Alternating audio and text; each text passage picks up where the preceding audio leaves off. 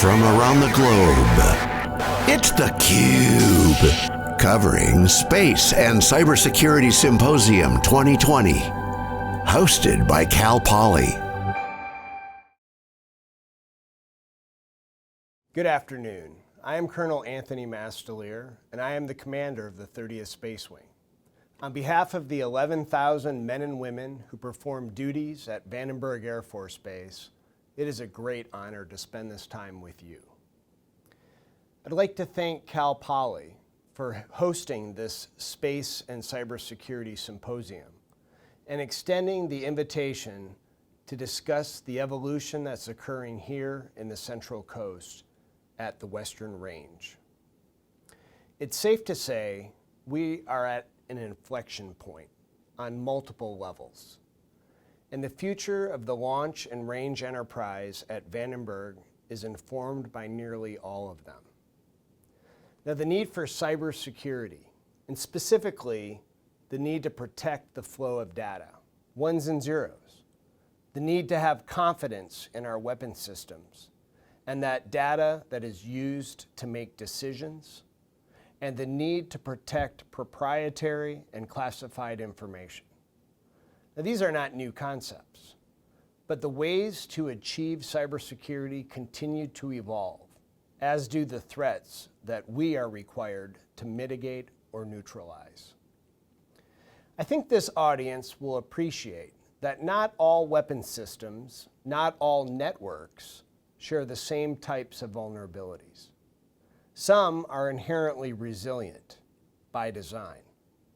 But many of our legacy systems were constructed over a period of decades, well before modern-day cybersecurity protocols were established.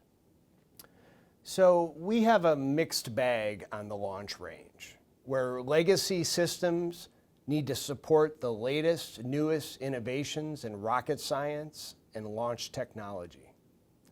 And the challenge is to protect the operations that we conduct, the commodities and the utilities that are required to conduct them, and to support a diverse and evolving customer base. At the same time, we find ourselves at the nexus of tectonic shifts that portend to shape the future of national security and commercial spacelift, at the policy level, at the industry level, at a technological level, and at an organizational level, not the least of which is the recent creation of the United States Space Force. I'd like to start with a brief recap of the transformation that has unfolded just over this past year.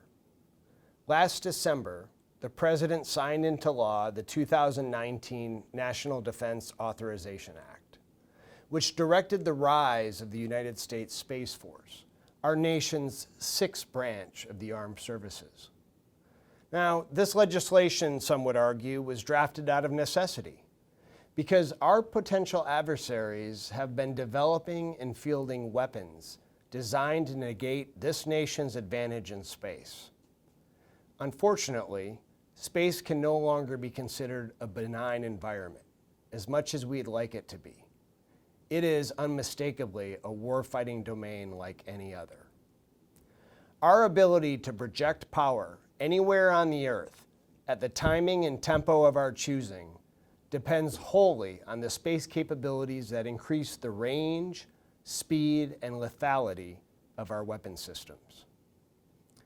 Now, there are a number of organizational changes that have occurred over the past year and others that will be revealed over the next year. For example, the U.S. Space Force will have deltas, not wings, organized around specific warfighting functions, such as intelligence, surveillance, and reconnaissance, command and control, and orbital warfare, to name a few. And many of these deltas operate weapon systems that must remain resilient to cyber attack. The 30th Space Wing hasn't transitioned to the delta structure just yet. And even when we do, I don't anticipate significant changes to our mission. The bottom line, the deltas who operate the space systems we have on orbit depend on launch providers who in turn depend on our ranges to get their payloads into space. There is no space superiority without assured access to space. And the range is responsible for bringing together all the elements necessary to launch and to provide the mission assurance functions that increase our likelihood of success. You don't achieve reliability numbers of 98 to 99% without strict adherence to the mission assurance oversight provided by the engineers at the 30th Space Wing. Earlier this month, during his virtual presentation at the Air Force Association's Air, Space, and Cyber Conference, our very own Chief of Space Operations, or CSO, General Jay Raymond, spoke plainly but pointedly when he said, "Access to space cannot be assumed. It must be underpinned by strength." Now, as the commander responsible for assuring access to space, I'd offer that this includes strength in our personnel, strength in our systems, strength through discipline, and strength through innovation, speed, and agility. This is what is required to launch and test above the rest. So I mentioned we are at an inflection point, a nexus of tectonic shifts across several disciplines. And for the purposes of this presentation, I'd like to bin my observations into 4 categories: policy, programmatic realities, competing priorities, and new customers. All of these, to varying degrees, influence how we think about our evolving mission, and therefore it is appropriate to consider in the context of cybersecurity investments, now and into the future. So I'll start with the center box, which represents our mission, and I'll zoom in briefly on the weapon system that we operate at Vandenberg. Remember that although in the months and sometimes years leading up to a specific launch campaign, we perform a critical mission assurance role. However, on launch day, as we approach T-0 or liftoff, one of our primary responsibilities is public safety. A range isn't anything if it's not a safe place to conduct operations and tests. The Western Range is larger than just Vandenberg Air Force Base. It's an intricate, closed network of sensors, communication systems, and command and control nodes up and down the California coast and extending west past Hawaii and out to the Kwajalein Atoll. It's a system designed to ensure public safety and provide our mission partners real-time status of their operations and test activities. It includes instrumentation like telemetry receivers, radars, optical tracking, and command transmitters, some of which have been in use for decades. So let's take a look at the change agents in play, not the least of which is the national level focus on space and cybersecurity operations.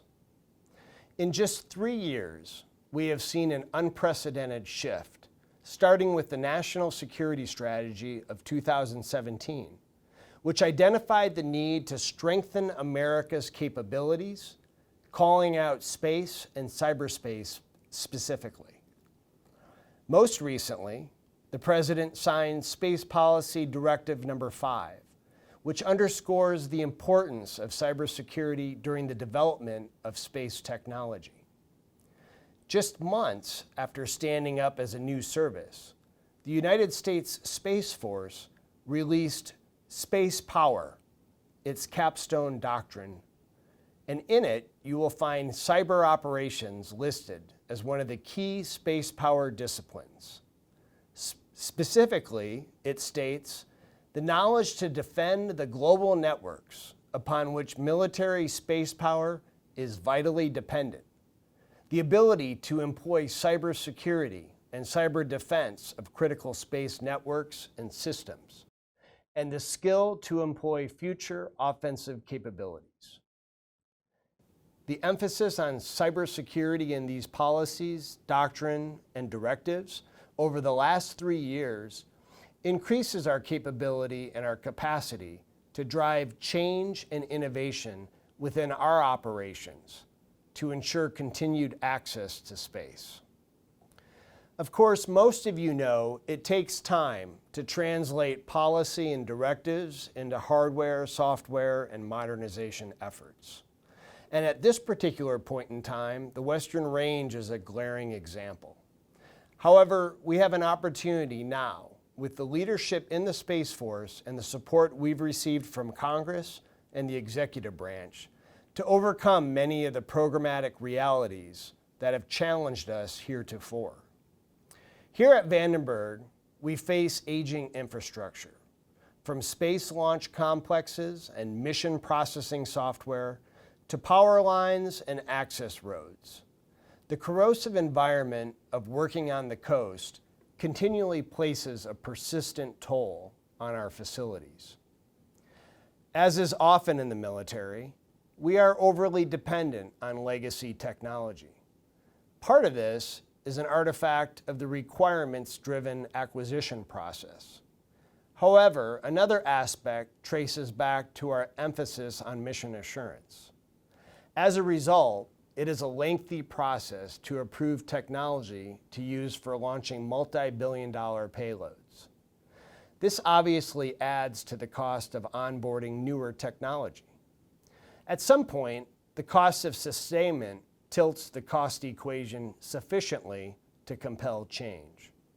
For example, when you can no longer find programmers able to work with or trained on your legacy code, or when you can no longer find spare parts or vendors who can work on legacy technology. Now, we have reached that point in several areas across the range. So again, this represents an inflection point toward modernization. Consequently, our Chief of Space Operations has published his strategic vision for building the range of the future, which is specifically aimed to overcome the programmatic realities of the past. Any large organization must continually balance competing priorities.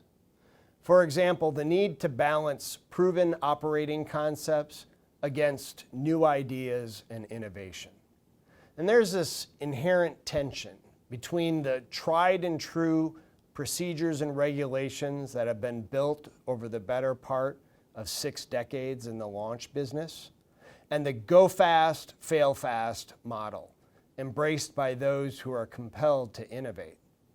Now, these tensions are most apparent when space launch industry disruptors clash with government protocols that are usually seen as overly restrictive or burdensome. And the resultant friction has been positive in my perspective, because we have challenged each side to learn from one another, to prudently balance risk and find ways to streamline and expedite when feasible. At the same time, we need to adapt and innovate. We have the ever-present expectation that we remain highly reliable and accurate. It is difficult to say, go fast, but be perfect. It is clear to me, however, that industry can drive the innovation, change, and opportunities for the future space, if we let it. Now, in 2018, the Deputy Secretary of Defense directed that we intentionally engage with industry to harness and protect the national security innovation base, as well as modernize key capabilities. We must find ways to facilitate the commercial space launch industry, which drove us here at Vandenberg to partner with the state of California, Cal Poly, Deloitte, and the Regional Economic Action Coalition, or REACH, to build a new commercial zone here at Vandenberg Air Force Base. In fact, you can Google REACH Central Coast to learn more about this exciting initiative. Now, this slide depicts our current customer base. Today, we have 2 primary customers that perform tests and 2 primary customers who execute launch. And all four bring a diverse set of cybersecurity requirements. But as I build the slide, it underscores the opportunity to harness the innovation of new entrants to the space lift industry. Now, these companies have all come to Vandenberg to discuss and explore opportunities to launch new innovative rocket designs aimed at capturing different parts of the launch market. I believe our current launch tempo is really the calm before the storm, and we are actively preparing to embrace these new launch customers to continue to build competition throughout the industry. This represents the innovation that we need to evolve quickly. The range of the future places a premium on information technology investment. As a result, we have already begun to identify some key areas of investment to increase our mission's efficiency and resiliency. In the application layer, we need to modernize code base by virtualizing range services and applications and working with DoD software factories to develop and modernize mission applications, leveraging development, security, operations, or DevSecOps concepts. Now, we believe platform as a service will solve many of our cybersecurity concerns. Our version is called the Range Services Hosting Platform, or RSHIP. Now think Amazon Web Services, but for the range. Today, the range infrastructure is tightly coupled and vertically integrated. Making a change to any one component requires significant testing and validation across the entire system. For example, if we wanted to integrate telemetry from a new customer today, we must modify operational code that touches nearly all other launch customers. Through investments like RSHIP, we will be able to logically isolate mission processing changes and rapidly scale up or down the new mission requirements by taking advantage of commercial advances in virtualization and software-defined data center technologies. Each customer's data and processing pipeline will only exist within its own context, allowing us to isolate development and testing from impacting operations for established customers. Now, investments in our transport layer will replace unsustainable asynchronous transfer mode, or ATM, technology with a modern Internet Protocol-based routing infrastructure. This will enable a plug-and-play interface where launch service providers can bring their own sensors and plug into an existing network that routes their data to the control center of their choosing. At the same time, we are working to expand access to commercial internet service providers across the installation to support commercial zone development, as well as increase the capacity to run proprietary virtual private networks anywhere on the range. Our launch providers don't need to or want to operate on the base AFNet.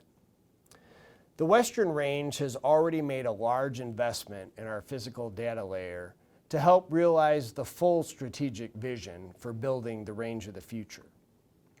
By utilizing dense wavelength division multiplexers, or DWDM, we are boosting data transport speeds using our existing fiber optic infrastructure with the added benefit of network traffic segregation and the flexibility to rapidly accommodate new requirements. The cybersecurity benefits extend to the data under transport as well as the launch mission systems residing on the same infrastructure. For example, if a launch customer or agency wants to install their own telemetry receiver, we can provide the needed data transport securely and without perturbing other critical Western Range systems and data transport. Finally, the range must provide its customers with reliable power. We recently cut the ribbon on a 28 megawatt solar array on base, capable of powering the entire installation. And we are exploring integrated offshore wind turbines and supervisory control and data acquisition, or SCADA, on our commercial grid. Ultimately, our goal is to provide redundant power options based upon the best sources at any point in time. Defensive cyber operations, or DCO for space, represents a paradigm shift in the way we think about defending cyberspace. It represents a move toward proactive, threat-based defense as opposed to reactive vulnerability management. Defending our weapon systems, whether in space or on the range, requires a new approach where we must actively defeat specific threats which have bypassed, breached, or are threatening to breach security measures. Ultimately, the goal of DCO for space is to neutralize the threats of specific adversaries or vulnerabilities, and if necessary, return a compromised network to a secure and functional state. In order to do this effectively, we are building our DCO for space capabilities to meet 4 specific requirements. First, tailored.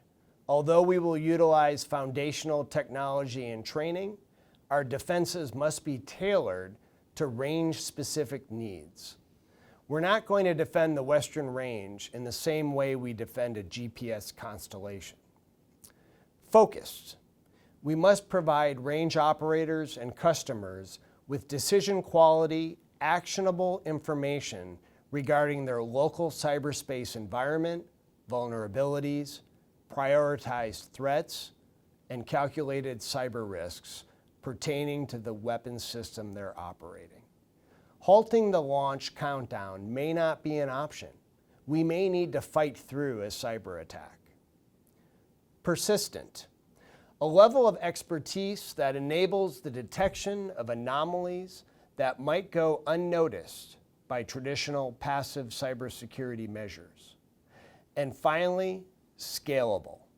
This includes providing enterprise-level expertise when responding to cyber threats or incidents. Now, the U.S. Space Force is continuing the DCO for space transformation originally started in the Air Force. And in many ways, the space enterprise is now leading the Department of the Air Force in this effort. At the enterprise level, the U.S. Space Force has established a Cyberspace Defense Correlation Cell, or CDCC, for space. The CDCC for space serves as an enterprise-level hub for cyberspace expertise associated with core space mission system capabilities.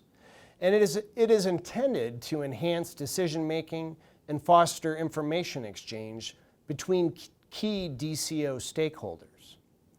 However, at the mission system level, or in our case, the Western Range, mission defense teams, or MDTs, provide the local, tailored, focused, and persistent presence on the networks required to fight cyber intrusions.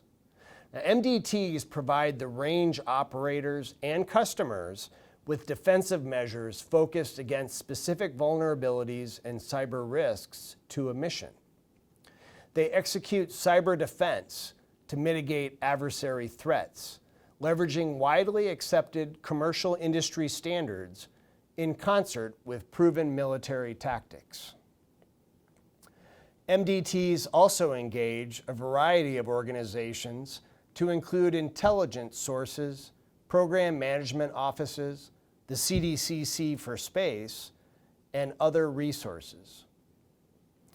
The mission defense team must leverage the right mix of people, technology, and process to bring effective defensive cyber operations to the launch mission at Vandenberg Air Force Base. As my Space Communications Squadron Commander reminds me, nothing would be possible without high-quality cyber professionals. And we need a mix of military members, government civilians, and contractor support. These DoD personnel and contractors work side by side to plan and execute, utilizing a mix of advanced government and commercial technology, consisting of servers, computers, and sensors. Finally, our MDTs use disciplined processes that rely heavily on intensive training and tactics development in a number of areas, from cyber mission mapping to penetration testing and ethical hacking, and they rely on in-depth specialized training of the dedicated weapon system to which they are assigned. Finally, they collaborate with other MDTs, outside partners, industry, and academia, such as Cal Poly. In fact, our teams have participated in the Cal Poly-hosted California Cyber Innovation Challenge. Now, these sorts of exchanges of ideas and skill sets between our MDTs and academia are invaluable as we continue to mature our cybersecurity protocols. So let me close with a shameless plug to highlight employment opportunities here at Vandenberg Air Force Base. Now, we have nearly 1,200 civilian positions on the installation, and we are always looking for the right talent of individuals.